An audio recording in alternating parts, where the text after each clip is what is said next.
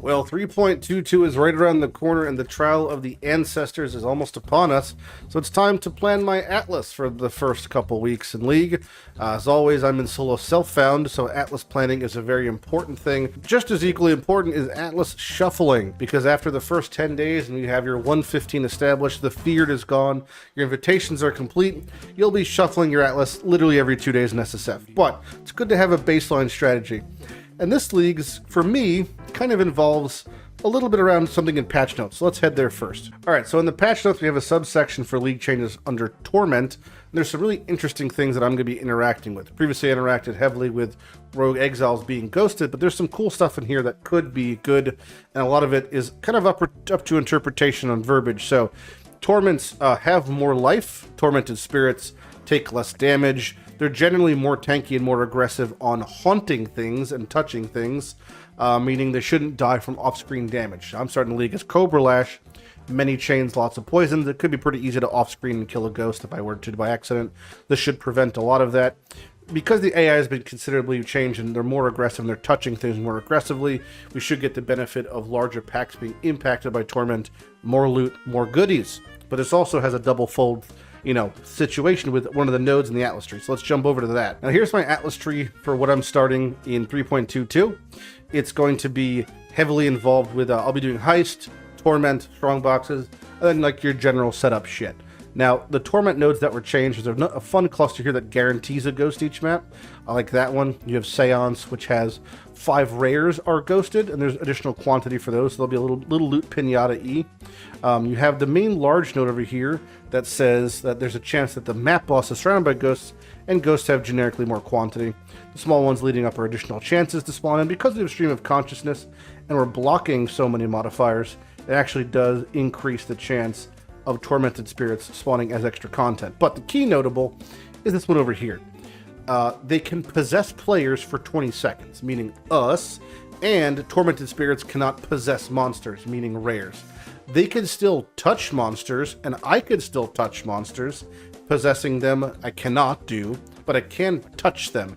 So that should still give the benefit of the ghost passing through packs, just won't be able to jump into a rare or unique mob, and I can pass through packs and the ghost will jump into me.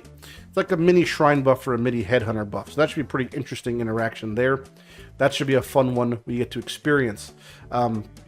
Past that, the main things I'm focusing on are the basic Atlas setup, so aggressive into Keurig, aggressive into some of the more map nodes. Strong boxes are very strong early on, great quantity, great pack size, great goodies. I will have on this node, Meticulous Appraisal. This is going to convert all the map quantity into rarity at a 3-to-1 value.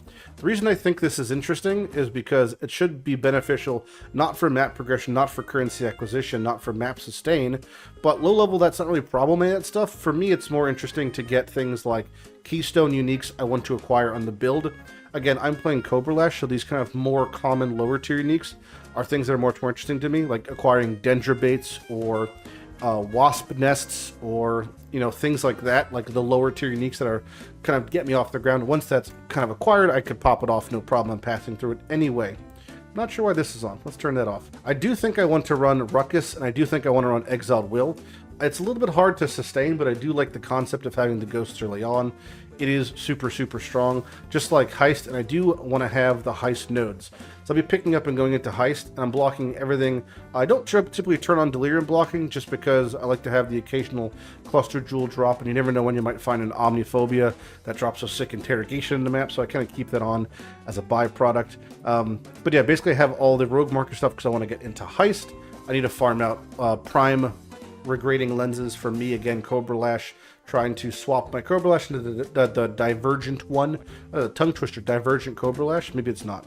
Maybe it isn't a tongue twister. Maybe I'm a fucking idiot. Speaking of fucking idiot, there's this Huck node that I typically don't pick up, but I've got a little section here thanks to a little screenshot from Leggy. We were talking about trees in our Team Plus One group chat. He said, "Spec Huck, you maniac, he is broken." I should probably do it in his voice. I don't know how to speak Eastern European. "Oh, Spec Huck, you maniac, he's broken. If you want Heist." That doesn't sound at all like Leggy. Okay, Boomer, but he's correct. It is +1 aura, 100% damage, attack speed, movement speed. The haste aura Huck gives passively while running around you is quite substantial. no reason not to get it for 1 point. There's not much else I'm really going to divulge in as far as the tree. As far as picking up more Atlas progression, you'll pick up things like Remnant of the Past, Conquered Conquerors, maybe even Vivid Memories, just so you can start working on your invitation content. And typically I won't do that early on. Typically I'll try to refrain from that, but that is a good transition point. You can also spec into any amount of content for acquiring breaches. My best recommendations is honestly going Expedition, just acquiring all your breach splinters through that. It seems to be better than anything else. Tujin kind of is king, and Extreme Archaeology does seem very, very fun, but just be wary when using Extreme Archaeology to increase your explosive size. There is something to be said about hitting a lot of the nodes that have immunities. Again, I'm playing a poison build on launch. Might not want to pick this up, so I'm rushing through maps, blowing up Expedition, hit a, immune to poison, chaos damage. I just whiffed the whole Expedition, so case in point. But you can transition to Expedition quite easily, picking up a couple nodes here and there. Expedition isn't really ever too far away to acquire and work into, so tons of fun to be had there. But yeah, my main focus is going to be Heist, strong boxes, Ghosts. I think Ghosts are really good. I think Ghosts and Exile is really good. I think the new node should be really interesting. I'm not sure how this is going to interact. Tormented spirits in your maps cannot possess monsters. I think that means wild ones, so it shouldn't affect Exiled Will, where it's the rogues in your map are already possessed. It's not as if it's going to spawn ghosts next to the exiles and there's not going to be in them. Like, they come pre-possessed. So hopefully this doesn't have any sort of clashing interactions. But if it does, I'll let you know. And if it doesn't, I'll also let you know.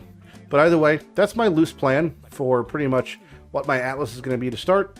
Something like this, engaging with engaging with Heist, engaging with Ghosts, engaging with strong boxes, blocking most of the content, working on Atlas progression, and having a good time. Hope you too have a good time, and if there's any amendments to my tree, I'll let you know.